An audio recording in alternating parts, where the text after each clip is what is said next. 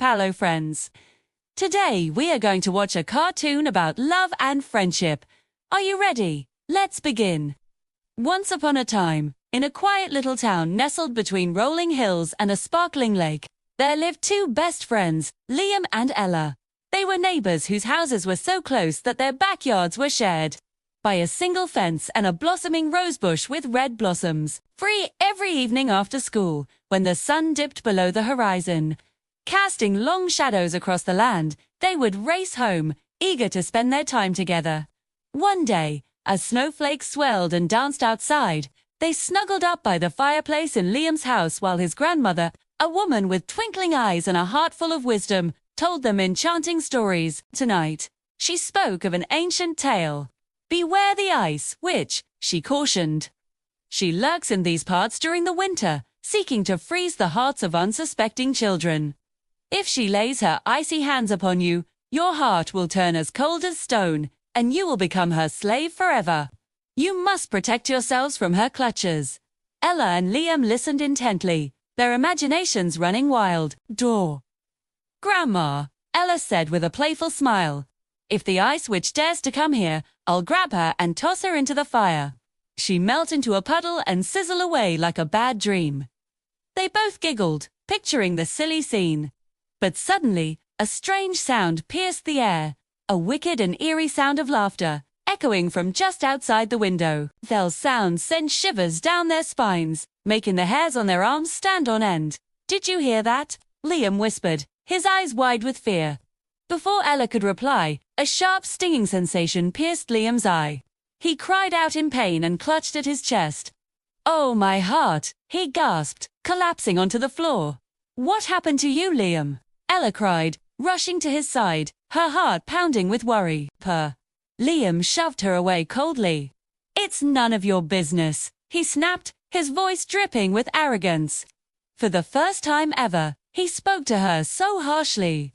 Fear and confusion clouded Ella's face. She stared at Liam, unsure of what to do. Was this really her best friend? Had the ice witch already cast her spell? Days turned into weeks, and Liam remained distant and cold. He avoided Ella speaking to her only when necessary, and each time his tone was sharp and unkind. The once inseparable friends were now strangers, and Ella couldn't understand why. She missed their afternoon adventures, their shared secrets, and most of all, she worried about the change in Liam's heart. Meanwhile, Liam seemed trapped within his own icy fortress, unable to break free from the coldness that had enveloped him. Each day he grew more distant and detached, leaving Ella confused and heartbroken. Then one snowy morning, Ella saw Liam taking his sled out into the yard. Hope surged through her. Maybe things could still go back to normal. Come, let's ride together, she called out, rushing to grab her own sled. Brr. Liam stopped and turned to her, his face grim. No, I'm going with the older boys. Don't follow me, he snapped. Without another word, he turned away and dashed out into the street, his sled gliding faster and faster until Ella lost sight of him. Just when Ella thought she couldn't be more upset, her sadness was shattered by the arrival of a shining white coach pulled by magnificent horses. It had stopped right where Liam had vanished. Astonishment filled Ella's eyes. The coach was unlike any she had ever seen before. What is this? She whispered, her voice trembling. As if in answer, the door opened and a tall, regal woman stepped out. Her beauty was captivating, but there was something about her presence that sent shivers down Ella's spine. Her eyes were cold and distant, and an eerie silence seemed to emanate from her. Liam, Ella called out, hoping against hope that he would appear.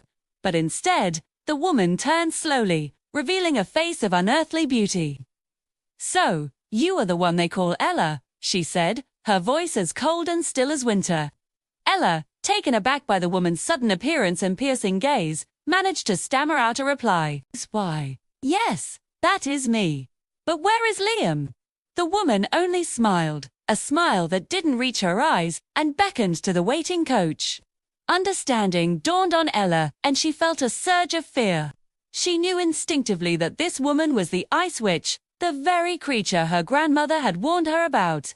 With a heavy heart, Ella watched as the coach moved forward, hooking Liam's sled to its gleaming harnesses. Before she could react, the horses pulled the sled away, and Liam disappeared into the swirling snow. Panic seized Ella. She ran towards the commotion, her heart pounding in her chest, but it was too late. The ice witch and her coach had vanished from sight. All that remained was the empty sled lying abandoned in the snow. Ella sank to her knees, despair washing over her. She had failed to protect Liam, the ice witch had captured him, and now she didn't know where to find him or how to save him. Meanwhile, the ice witch, with Liam in tow, traveled deep into the heart of the Snow Kingdom, where her castle loomed like a jagged tooth against the pale sky. As days turned into weeks, Ella refused to give up hope.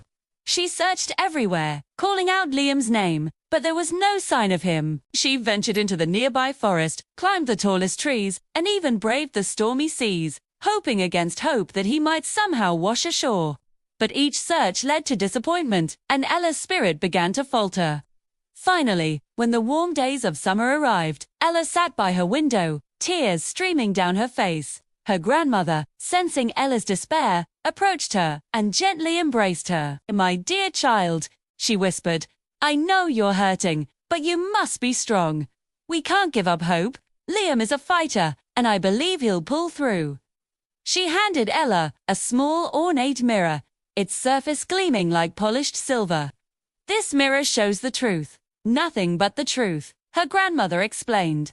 "Take it with you. It may help guide you on your journey to find Liam." Ella, clutching the mirror tightly, thanked her grandmother and set out on her journey. Determined to find her friend and bring him back home,